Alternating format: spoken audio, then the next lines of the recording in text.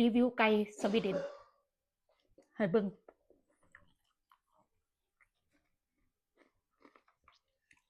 ไก่ประเทศสวีเดนมันอร่อยพี่น้องพวกไก่ใส่กรอกเขาแซ่บแซ่บ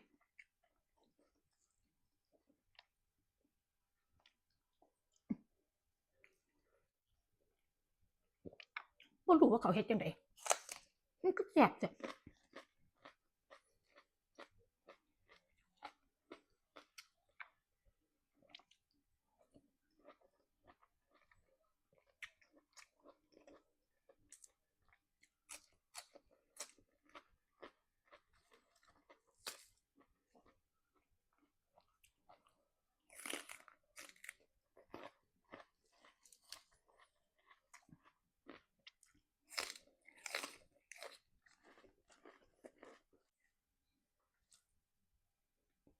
คำยังไง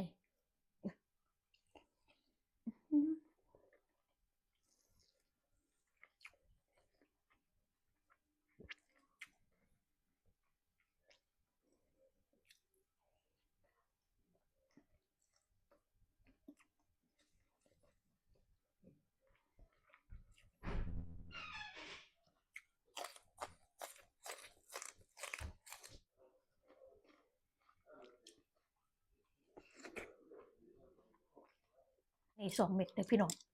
ข้อยกินให้สำหรับคนที่เพิ่นติดตามข้อยเรื่องลดน้ำหนักข้อยกิน2 เม็ดแบบนี้